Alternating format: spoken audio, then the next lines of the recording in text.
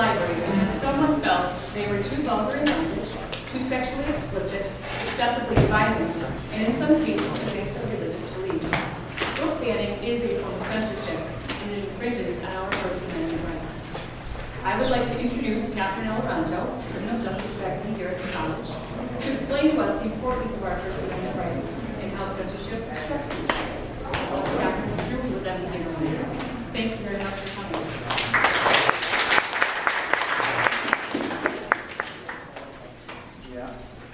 Well, thank you all for being here. It's a very important topic. I'm just going to give you a brief history, a little bit about the concept of book banning. Originally, book banning really was simply book burning. Because if you think about it, in the early days, books were handwritten and there were very few copies. So if you destroyed just a few copies by burning them, then they were lost forever. With the advent of the printing press, countries such as Germany and England, France, and others established censorship offices to censor what they call dangerous publications. Beginning in the 1500s, the church played a major role in issuing an index of forbidden books, a list that actually grew to over 5,000 books before it was discontinued in 1966. As always, young readers will be the real losers of this. Despite the First Amendment and all of the guarantees, in 1872, Congress passed the Comstock Act, which banned the mailing of materials which were found to be lewd, indecent, filthy, or obscene. In a 40-year time span after that, they confiscated 120 tons, again, 120 tons of printed works, which included works by Ernest Hemingway, James Joyce, F. Scott Fitzgerald, and John Steinbeck. People trying to ban books from libraries today do not usually regard their efforts as censorship. Between 1990 and 2000, the American Library Association documented more than 6,000 challenges to books because of profanity, violence, sex, witchcraft, secular humanism, and for being politically incorrect. What would you guess, if I were to ask you, what would you guess was the #1 banned books for the entire decade of 2000 to 2009? Harry Potter, the series Harry Potter. #1 of all books. And the reason for that was the perceived satanic influence that they would have. Never mind that it introduced a whole generation of children to the joy of reading. And I imagine some of you sitting here today fall into that category. And while many would think that book burning is a thing of the past, in August of 2003, a group actually burned Harry Potter books in Michigan. The seminal Supreme Court case on book banning is Board of Education versus Plattsburgh. A 17-year-old high school student led other students in suing the school board for banning books that they characterized as, quote, anti-American, anti-Christian, anti-Semitic, and just plain filthy. They concluded that, quote, it is our duty, our moral obligation to protect the children in our schools from this moral danger as surely as from physical and medical dangers, end quote. When this got to the Supreme Court, while acknowledging the right of schools to control the content of speech in schools, that right is not absolute. They said, quote, students may not be regarded as closed-circuit recipients of only that which the state chooses to communicate. Listen to that one more time. Students may not be regarded as closed-circuit recipients of only that which the state chooses to communicate. We have a free will. In the Pico case, Justice Brennan noted that the, quote, special characteristics of school library make that environment especially appropriate for the recognition of the First Amendment rights of students. He went on to say, quote, local school boards may not remove books from school library shelves simply because they dislike the ideas contained in those books. So while the First Amendment was ratified more than 200 years ago, there has been and still is a desire on the part of some to continue banning books. We must be ever vigilant to protect their First Amendment rights. Two of the books that you will hear today, the readings from Adventures of Huckleberry Finn and of Mice and Men, are still on the list of banned books today. So as you listen to the readings, I will leave you with a quote from a 12-year-old boy, Rory Edwards. I don't want to be shut out from the truth. If they ban books, they might as well lock us away from the world. Thank you.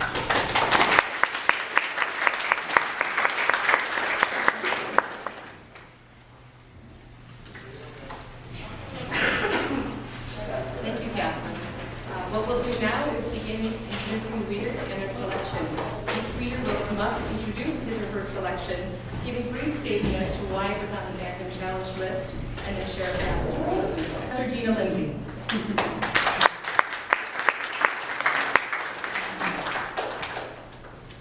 Hi, I'm Gina Lindsay, and I'm going to read today from a book called And Tango Makes Three by Justin Richardson and Peter Parnell. This is a child's book, also based on a true story that was published in 2005. And I didn't become aware of it until maybe 3 years ago when one of my very best friends named Jay Len told me about this story. He said that it was one of his sons, Clark's, favorites. Jay and his husband, Greg, live in Chicago with their child, Clark, and this is one of his favorite bedtime stories. In the middle of New York, there's a great big park called Central Park. Children love to play there. Best of all, it has its very own zoo.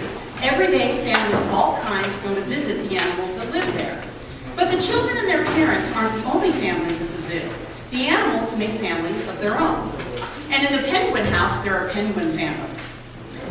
Two penguins in the penguin house were a little bit different. One was named Roy, and the other was named Silo. Roy and Silo were both boys, but they did everything together. They bowed to each other, walked together, they sang to each other, and swam together.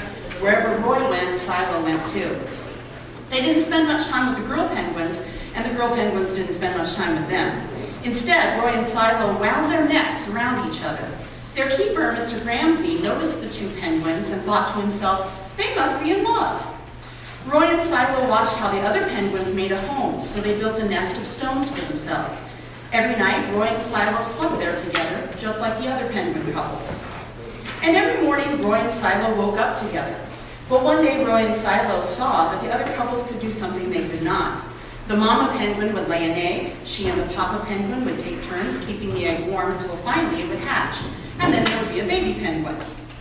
Roy and Silo had no egg to sit on and keep warm. They had no baby chick to feed and cuddle and love. Their nest was nice, but it was a little empty. Then Mr. Ramsey got an idea. He found an egg that needed to be cared for, and he brought it to Roy and Silo's nest. Roy and Silo knew just what to do. They moved the egg to the center of their nest. Every day they turned it so each side stayed warm. Some days Roy sat while Silo went for food. Other days it was Silo's turn to take care of their egg. Until one day they heard a sound coming from inside the egg. Peep, peep, peep, peep, it said. Roy and Silo called back, squawk, squawk. Peep, peep, answered the egg. Suddenly a tiny hole appeared in the egg shell, and then crack! Out came their very own baby. She was fuzzy with white feathers and a funny black beak. Now Roy and Silo were fathers. We'll call her Tango, Mr. Ramsey decided, because it takes two to make a tango. Roy and Silo taught Tango how to sing for them when she was hungry. They fed her food from their beaks. They snuggled her in their nest at night. Tango was the very first penguin in the zoo to have two daddies. Soon Tango grew strong enough to leave the nest. Roy and Silo took her for a swim, just like all the other penguin families. And all the children who came to the zoo could see Tango and Silo and Tango and her two fathers playing in the penguin house with the other penguins. Hooray, Roy! Hooray, Silo! Welcome, Tango, they cheered. At night, the three penguins returned to their nest. There they snuggled together, and like all the other penguins in the penguin house, and all the other animals in the zoo, and all the families in the big city around them, they went to sleep. I want to conclude by reading a short excerpt from an essay that my friend Jay wrote about this book entitled And Tango Makes Three, or Why We Read to Our Child.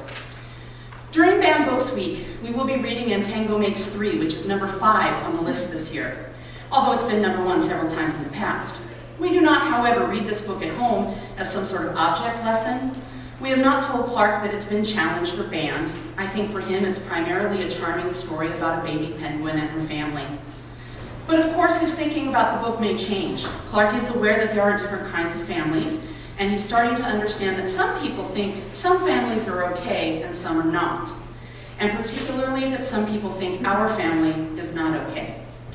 I think what is strange about the objection to this book and promoting a gay lifestyle is that it is the real story of a baby penguin that was incubated, fed, and nurtured by 2 male penguins. A child will not learn anything about gay sex, human or penguin. He or she will not learn about gay marriage or gay rights in the workplace. But people who object to the book seem drawn to the bad values of gay penguins, the bad values being 2 males raising a chick. And ironically, many people opposed to gay marriage, gay parents, and books about gay penguins have praised the family values of March of the Penguins, while selectively ignoring such details as the serial monogamy, a new mate each year, practiced by emperor penguins. I imagine another objection to the book is that the pictures show different families who visit the zoo. Presumably traditional families, gay families, interracial families, single-parent families. So the real danger of the book, I suppose, is that children might surmise that not all families look the same. The threat is that the story implies gay families exist and may be more or less like other families without offering any judgment on such relationships. As a parent, I like And Tango Makes Three, and I read it not because I think it proves anything about gay parents, but because it reminds me of my own feelings of wanting to be a parent and our devotion to our son. It reminds me of how my family is, as our adoption agency would say, conspicuous. It reminds me of the fact that some people don't care that we have 2 dads in our family. The story doesn't validate my family, but in a small way, it reminds me of the joy and love of my family.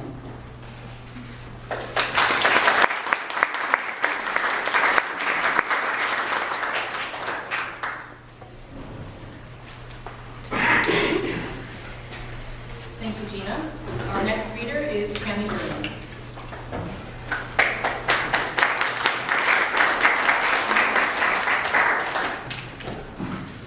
I'm going to be reading to you an excerpt from the book written by Kate Chopin.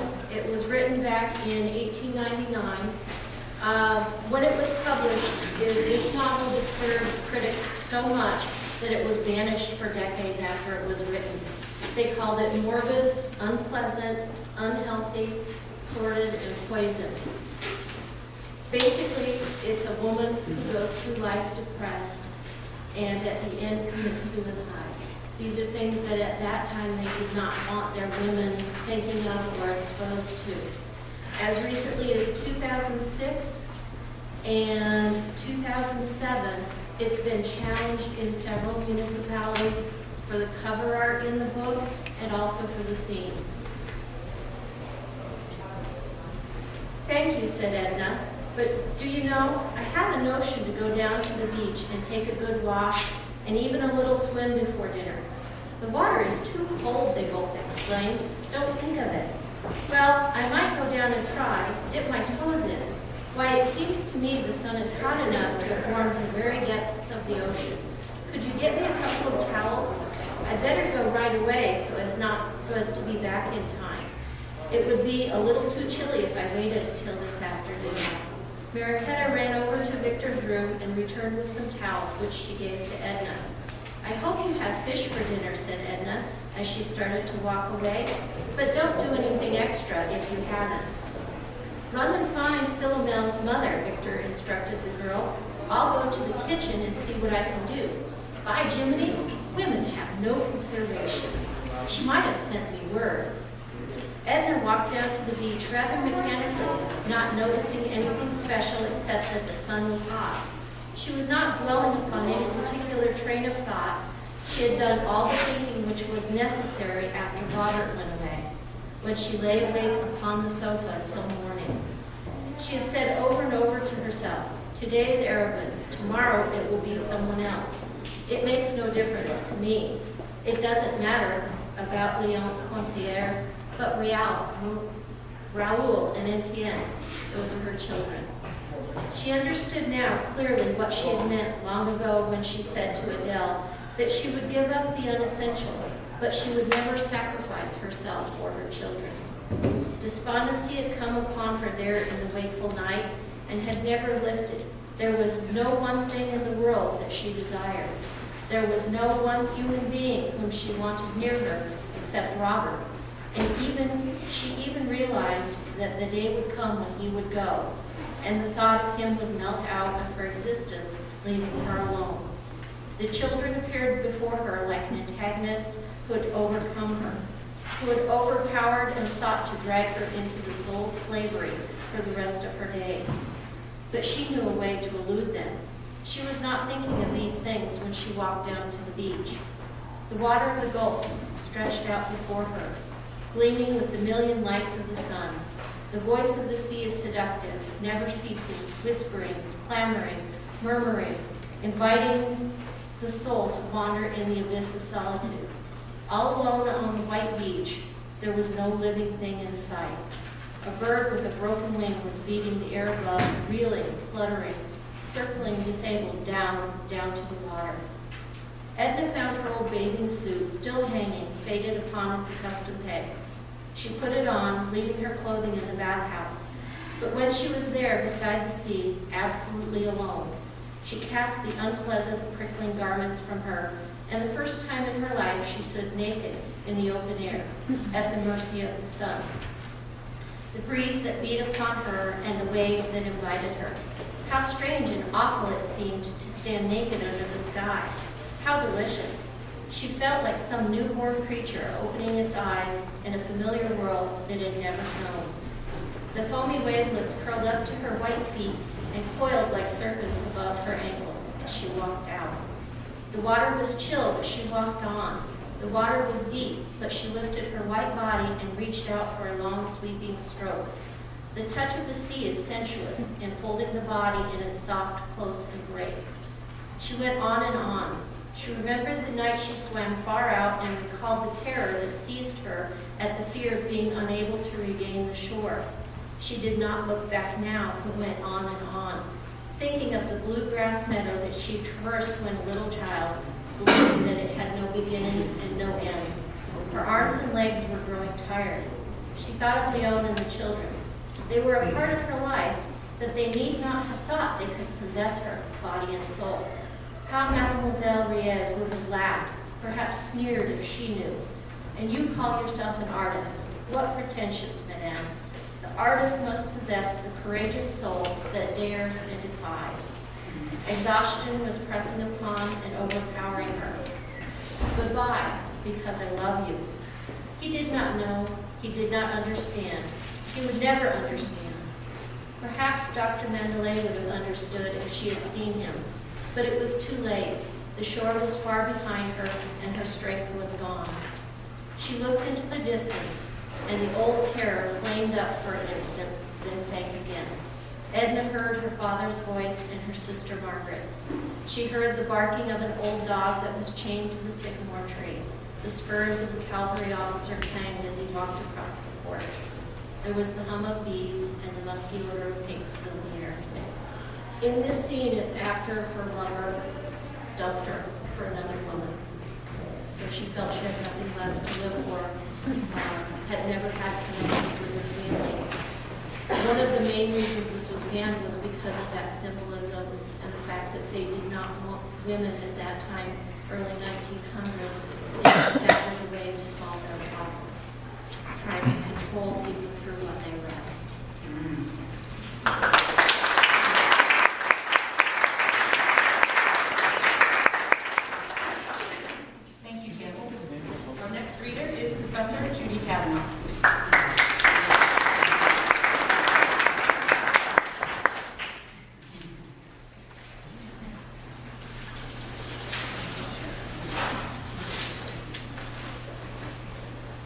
In 1937, John Steinbeck published the novel Of Mice and Men. And some of you are familiar with this. It's usually reading in high school. But since that time, up until the very recent past, the novel has been banned in many school districts, removed from classrooms and school libraries, and it was once banned by the entire country of Ireland. Objections have included the book's inclusion of profanity, racial slurs, sexist depictions of women, violence, stereotype depictions of mental handicaps, and the promotion of euthanasia. The plot of this book focuses on two migrant workers, George Milton, who is intelligent but uneducated, and who is the protector of his friend Lenny Small, who is a huge man with great strength but childlike mental abilities. The novel is about poverty, loneliness, and hardship, but it's also about friendship, compassion, and dreams. George and Lenny's dream is to save enough money to buy some land. Lenny's part of this dream is that he will tend the very soft rabbits, which he loves to touch and he hopes to raise. This dream is one of Lenny's favorite stories, and he constantly begs George to retell it throughout the book. So in an excerpt from the book, here's how that story of their dream goes. Lenny drummed on the table with his fingers. George? Huh? What do you want? George, how long is it going to be till we get that little place and live off the fat of the land and get rabbits? I don't know, said George. We got to get a big stake together. I know a little place we can get cheap, but they ain't giving it away. Lenny said, tell about the place, George. I just told you last night. Go on, tell again, George. Well, it's 10 acres, said George. Got a little windmill, got a little shack on it, and a chicken run. Got a kitchen, orchard, cherries, apples, peaches, nuts, got a few berries. There's a place for alfalfa and plenty of water to flood it. There's a pig pen. And rabbits, George? No place for rabbits now, but I could easily build a few hutches and you could feed alfalfa to the rabbits.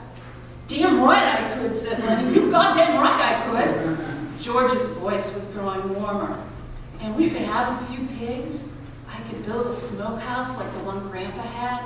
And when we kill a pig, we can smoke the bacon and the hams and make sausage and all like that. And when the salmon run, we could catch 100 of them and salt them down or smoke them. We could have them for breakfast. There ain't nothing so nice as smoked salmon. When the fruit come in, we could can it. And tomatoes, they're easy to can. Every Sunday, we'd kill a chicken or a rabbit. Maybe we'd have a cow or a goat, and the cream is so goddamn thick, you gotta cut it with a knife and take it out with a spoon. Lenny watched him with wide eyes and said softly, we could live off the fat of the land. Sure, said George. All kinds of vegetables in the garden, and if we want a little whiskey, we can sell a few eggs or something, or some milk. We'd just live there. We'd belong there. There wouldn't be no more running around the country. No, sir, we'd have our own place where we belonged.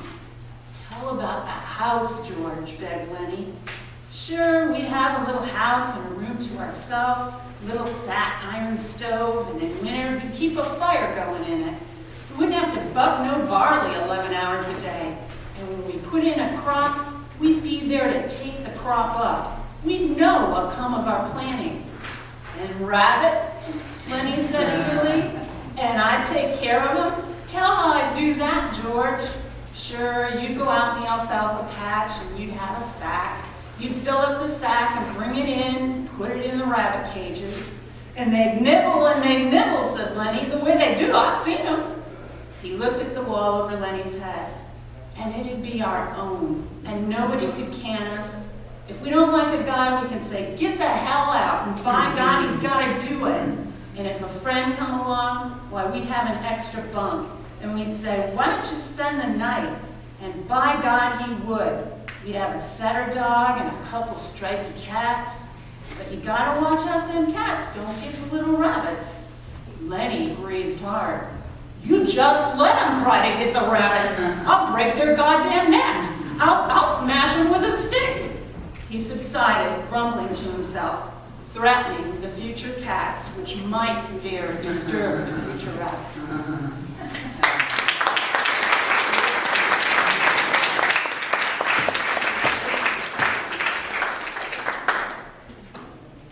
Thank you, Judy. Our next reader is Royce Burnell.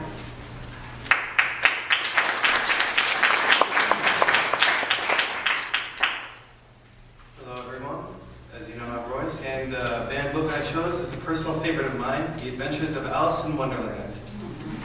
Now, this book was first published in 1863 and was written by Charles Lytwood Dodson, but more people known by his pen name, Lewis Carroll.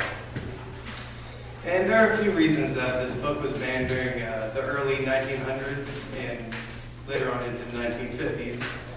Mostly because many people thought that, well, there are plenty of references to possible substance abuse, such as drugs, hallucinogenics, as well as it was a bit complicated for people to think that animals could stand on the same level as people, walking and talking as we do, in some cases held superior to humans.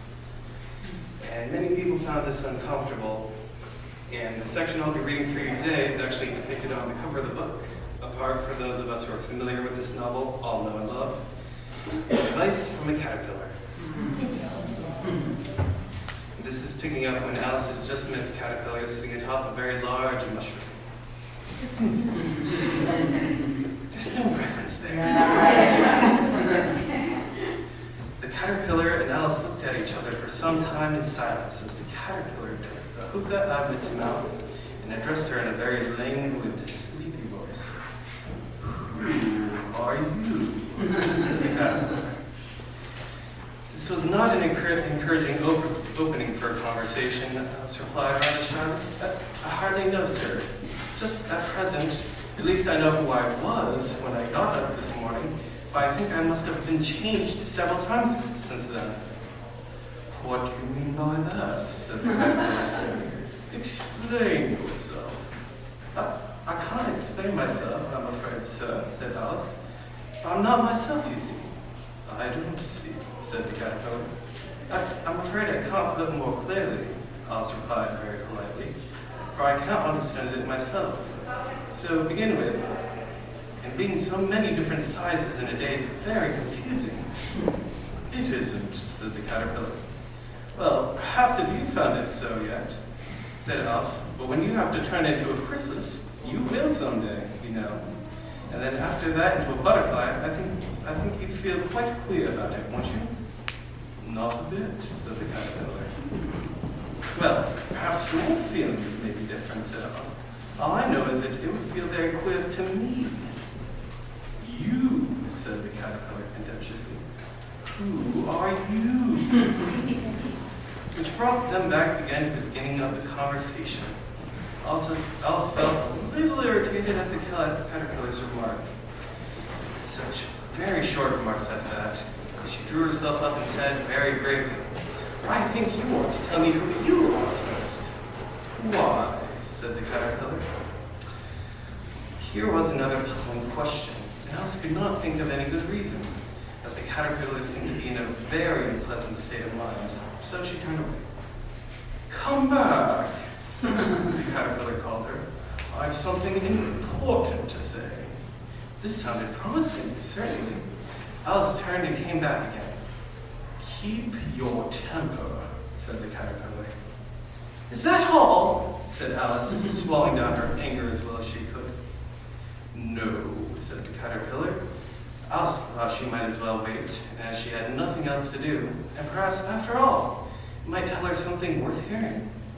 For some minutes it puffed away without speaking, but at last it unfolded its arms, took the hookah out of its mouth again, and said, So, you think you've changed, do you?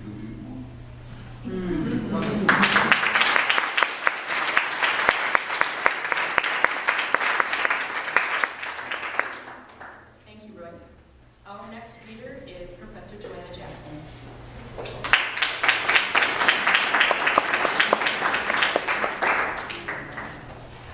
Well, as you heard earlier, we might think of banned books as adult books, but children's books make the list. And the book I'm going to be reading is The Dirty Cowboy. It was written in 2003, and last year a Pennsylvania school district banned it from all its libraries because one parent wrote to the school board and said that the illustrations, and I'm quoting, might lead to an interest in or acceptance of pornography.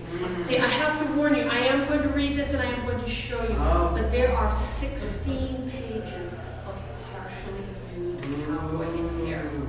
beware, don't rush out. I also wanted to tell you that before this book was banned, it won a Golden Kite Award, the International Reading Association 2004 Notable Book Award, Parents' Choice Gold Medal, and many other awards. It has been wonderfully accepted, but I did warn you. So let's find out. The story's about a cowboy that hits an unexpected snag on the day that he takes his yearly bath. So you gotta see this. Now, one morning, and no one knows for sure what drives a man to it, this cowboy decided to clean himself up. Regular bathers would have said the signs had been plenty clear. The cowboy's hair housed 32 fleas and a small gray spider. On 3 recent occasions, he discovered a tumbleweed in his chaps. A flurry of flies flocked around his body, buzzing so persistently that he experienced a distinct loss of hearing in his left ear. And the cowboy's stench stuck passers-by like mud splashed up from a wagon wheel.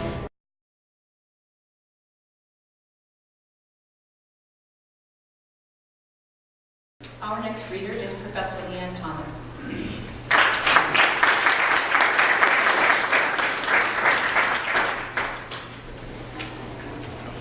Harry Potter is unusual in the list of banned books because it's not one standalone book. It's often the entire series that's cited as being the most challenged, the most banned. It's also unusual in that there isn't a specific passage. There's not one particular word that's often thought to be objectionable. It's usually the infusion of the fantastical world, witches, wizards, magic, nods to religious views of death and the afterlife, and concerns with depiction of violence that can be found throughout the series as a whole. Today I'm going to share with you some of my own personal favorite character quotes throughout the books because I believe that 450 million copies of the Harry Potter book series are sold not because of what's objectionable in these books, but because the readers find them endearing and inspirational. And I believe that this series is going to endure, it's going to prevail despite efforts to ban them. My favorite quotes from Harry Potter. Happiness can be found in the darkest of times if one only remembers to turn on the light. The Prisoner of Azkaban. It does not do to dwell on dreams and forget to live. The Sorcerer's Stone. Takes a great deal of bravery to stand up to our enemies, but just as much to stand up to your friends. The Sorcerer's Stone. If you want to know what a man's life is like, take a good look at how he treats his inferiors, not his equals. The Goblet of Fire. It's a curious thing, Harry, but perhaps those who are suited for power are those who have never sought it. The Deathly Hallows. I solemnly swear that I am going to Prisoner of Azkaban. I don't go looking for trouble. Trouble usually finds me. Prisoner of Azkaban. You think the dead we loved ever truly leave us? You think we don't recall them more clearly than ever in times of great trouble?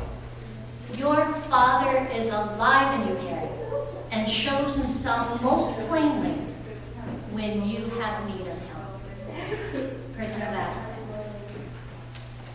You can exist without a soul, you know, as long as your brain and heart are still working. But you will have no sense of self, no memory, no anything. Prisoner of Azkaban. And I'm going to end with this quote from the Order of the Phoenix. We all have light and dark inside of us. What matters is the part we choose to act on. That's who we truly are.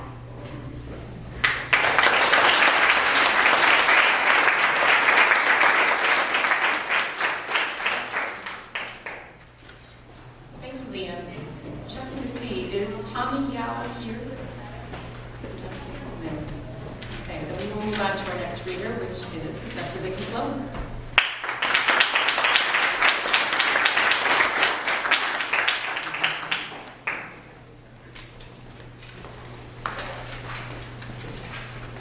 I'm going to read an excerpt from Allen Ginsberg's poem Howl, which was published in 1956. At the website bandbooksweek.org, Howl is listed as one of the American classics that shaped America. Their entry about Howl says, Allen Ginsberg's boundary-pushing poetic works were challenged because of descriptions of homosexual acts. Howl contains poetic lines that refer to drug use and sexual practices, both heterosexual and homosexual. In 1957, on the basis of one line of the poem, which I will be reading, U.S. Customs officials seized 520 copies of the poem that were being imported from a London publisher. The foundation of the poem, especially in part one, is Ginsberg's reference to people who he felt were underrepresented outcasts in a shallow, stifling, and materialistic period of time. And he refers to them as the best minds of my generation. I want to introduce my reading with the words of another poet, William Carlos Williams, who I don't believe has ever been banned. When he introduced Allen Ginsberg at the first public reading of his poem, Howl. Williams said, "Hold back the edges of your gowns, ladies. We are going through hell." Howl by Allen Ginsberg. I saw the best minds of my generation destroyed by madness, starving, hysterical, naked, dragging themselves through the Negro streets at dawn, looking for an angry fix. Angel-headed hipsters burning for the ancient heavenly connection to the starry dynamo in the machinery of night, who poverty and tatters and hollow-eyed and high sat up smoking in the supernatural darkness of Coldwater Flats, floating across the tops of cities, contemplating jazz, who bared their brains to heaven under the L and saw Mohammedan angels staggering on tenement roofs illuminated, who passed through universities with radiant, cool eyes, hallucinating Arkansas and Blake-like tragedy among the scholars of war, who were expelled from the academies for crazy and publishing obscene odes on the windows of the skull, who cowered in the unshaven rooms in underwear, burning their money in wastebaskets and listening to the terror through the wall, who got busted in their public beards, returning through Laredo with a belt of marijuana from New York, who ate fire in paint hotels or drank turpentine in Paradise Alley, death or purgatory to their torsos night after night, with dreams, with drugs, with waking nightmares, alcohol and cock and endless balls. Incomparable blind streets of shuddering cloud and lightning in the mind leaking toward poles of Canada and Paterson, illuminating all the motionless world of time between. Peyote solidities of halls, backyard green trees, cemetery dawns, wine drunkenness over the rooftops, storefront burrows of tea-head joyride, neon blinking traffic lights, sun and moon, and tree vibrations in the roaring winter dusks of Brooklyn, ash can rantings, and kind king light of mine, who chained themselves to subways for the endless ride from Battery to Holy Bronx on Benzedrine until the noise of wheels and children brought them down shuddering, mouth-racked and battered bleak of brain, all drained of brilliance in the drear light of zoo, who sank all night in submarine light of Bickford's, floated out and sat through the stale beer afternoon in desolate Fugazis, listening to the crack of doom on the hydrogen jukebox, who talked continuously 70 hours from park to pad to bar to Bellevue to museum to the Brooklyn Bridge, a lost battalion of platonic conversationalists jumping down the stoops, off fire escapes, off windowsills, off Empire State, out of the moon, Yakety-yakking, screaming, vomiting, whispering facts and memories and anecdotes and eyeball kicks and shocks of hospitals and jails and wars, and whole intellects disgorged in total recall for 7 days and nights with brilliant eyes, meet for the synagogue cast on the pavement. Who vanished into nowhere Zen, New Jersey, leaving a trail of ambiguous picture postcards of Atlantic City Hall, suffering eastern sweats and Tangerian bone grindings and migrainers of China under junk withdrawal in the Newark's bleak furnished room, who wandered around and around at midnight in the railroad yard, wondering where to go, and went leaving no broken hearts. Who lit cigarettes in boxcars, racketing through snow toward lonesome farms in Grandfather Night. Who studied Plotinus, Poe, St. John of the Cross, telepathy, and Kabbalah because the cosmos instinctively vibrated at their feet in Kansas. Who loaned it through the streets of Idaho seeking visionary Indian angels who were visionary Indian angels. Who thought they were only mad when Baltimore gleamed in supernatural ecstasy. Who jumped in limousines with the Chinamen of Oklahoma on the impulse of winter midnight streetlight small-town rain. Who lounged hungry and lonesome through Houston seeking jazz or sex or soup, and followed the brilliant Spaniard to converse about America and eternity, a hopeless task, and so took ship to Africa. Who disappeared into the volcanoes of Mexico, leaving behind nothing but the shadows of dungarees and the lava and ash of poetry scattered in fireplace Chicago.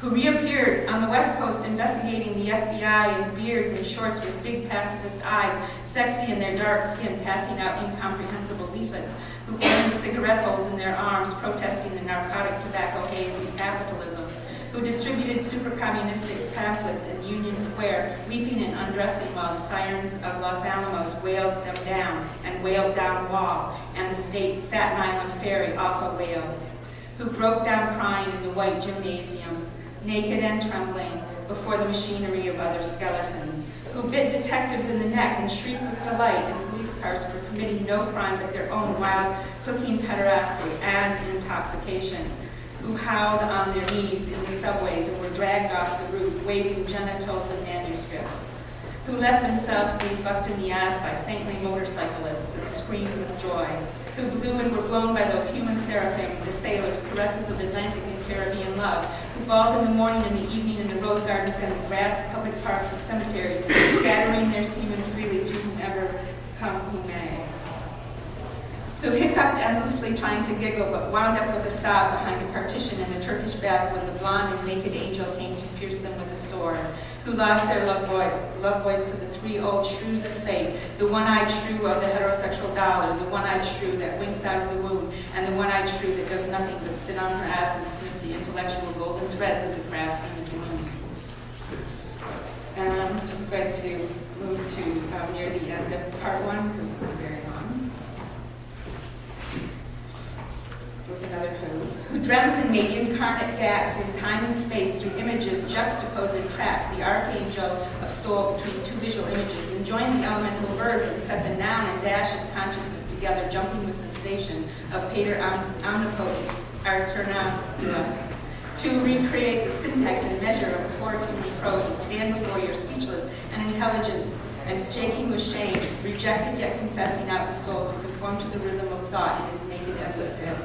The madman, bum and angel, heat in time, unknown yet putting down here what might be left to say in time come after death, and rose reincarnate in the ghostly clothes of jazz and the gold-horned shadow of the band, and blew the suffering of Americans' naked mind for love into Eli, Eli, Lama, Lama, Sabachthani, saxophone cry that shivered the cities down to the last radio, with the absolute heart of the poem of life butchered out of their own bodies, good to eat 1,000 years.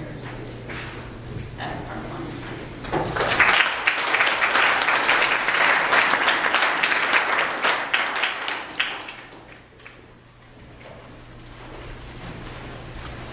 Thank you, Vicki. We have Professor David Graham next.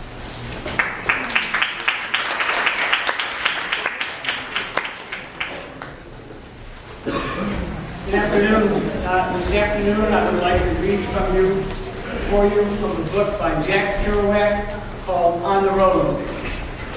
Jack Kerouac's parents, like some of your ancestors, migrated from Quebec to the United States. Your parents migrated to Clinton County. His parents migrated to Lowell, Massachusetts. One of the unknown facts about Jack Kerouac is that he was one of the writers, the most famous writers in the 1950s, yet he did not speak the English language until he was about 5 years old. His native language was French. The book was perhaps the book of the 1950s, and because it talked about alcohol abuse, sex, drugs, and jazz, not rock and roll, it was banned in one high school after another throughout the United States through the 1950s and 1960s. The book tells the story of Sal Paradise and Dean Moriarty, who traveled from the East Coast to the West Coast in search of what was to be America. I'd like to read 2 very short excerpts. In the first one, Dean Moriarty, when reality was Jack Kerouac's friend Neil Cassidy, is telling about all the people that they're going to meet when they go on the road and go on their trip from the East Coast to California. And he said, they rushed down the street together, digging everything in the early way they had, which later became so much sadder and perceptive and blank. But they danced down the street like dingoes, and I shambled after, as I had been doing all my life, after people who interest me, because the only people for me are the mad ones. The ones who are mad to live, mad to talk, mad to be saved, desirous of everything at the same time, and the ones who never yawn or say a commonplace thing, but burn, burn, burn like fabulous yellow Roman candles, exploding like spiders across the stars.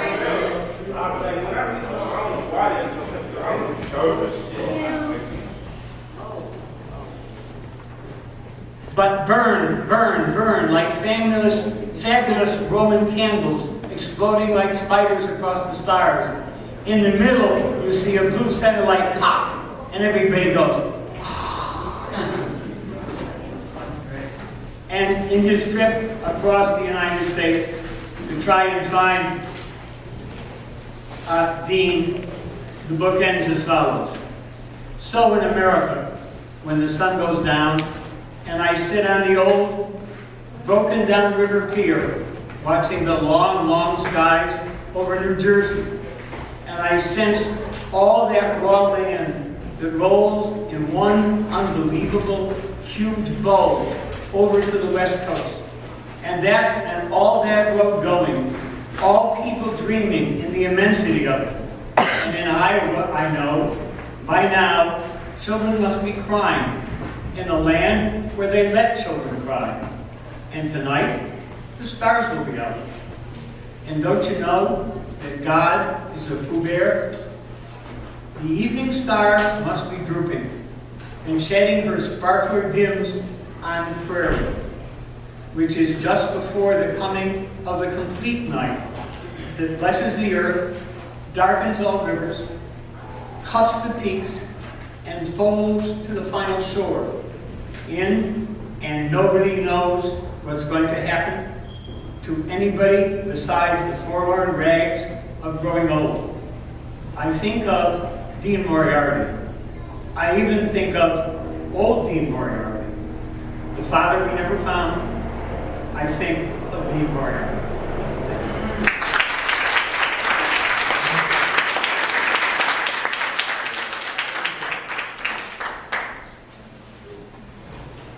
Thank you, David.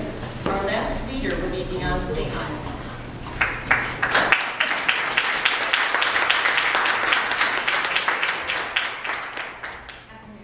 I'll be reading probably, at least in my personal opinion, the most ironic banned book, Fahrenheit 451. It's a dystopian published in 1953 about the banning and burning of books. And it was banned because there's some swearing contained within it, and also the burning of the Bible, which was found to be extremely offensive. And it was seen as anti-government. So, reading the first page, the opening intro, it was a pleasure to burn. It was a special pleasure to see things eaten, to see things blackened and changed. With the brass nozzle in his fists, with this great python spitting its venomous kerosene upon the world, the blood pounded in his head. His hands were the hands of some amazing conductor, playing all the symphonies, blazing and burning to break down the tatters which are the winds of history. With his symbolic helmet, number 451, on his stalling head, and his eyes all orange flame with the thought of what came next, he flicked the igniter, and the house jumped in a gorging fire that burned the evening sky red and yellow and black. He strode in a swarm of fireflies. He wanted above all, like the old joke, to shove a marshmallow on a stick in the furnace, while the flapping pigeon-winged books died on the porch and lawn of the house. While the books went up, and sparkling whirls blew away on the wind turned dark with burning, Montauk grinned the fierce grin of all men singed and driven back by flame. He knew that when he returned to the firehouse, he might wink at himself, a minstrel, vertical in the mirror. Later, going to sleep, he would feel the fiery smile still gripped by his face muscles in the dark. It never went away, that smile. It never ever went away, as long as he remembered.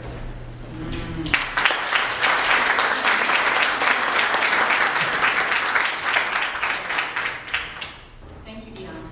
Our library director, Mary Ann Whitecloth, will close.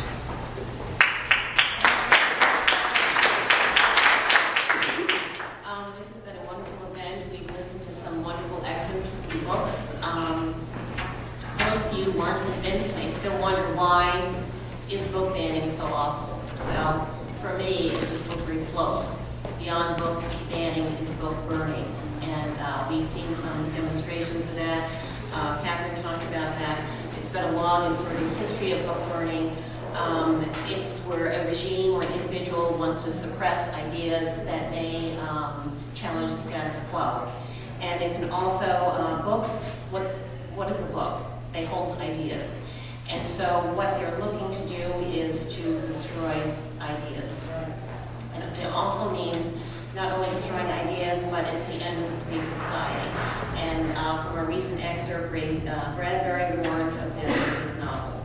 And everybody knows what 451 means, right? What the temperature at which books can burn spontaneously, paper. Yeah. So I just wanted to quote from a 19th century German poet, Heinrich Heine. He wrote a tragic play in 1821, Almanzor, where one of his characters comments on the burning of the Muslim holy book, the Quran, in Granada, Spain in 1492 after Ferdinand and Isabella's victory over the Moors. He said, wherever they burn books, they will also, in the end, burn human beings. On May 10, 1933, Heine's works were among the thousands of books that were burned by the Nazis in university towns across Germany. That event was eventually followed by the Holocaust.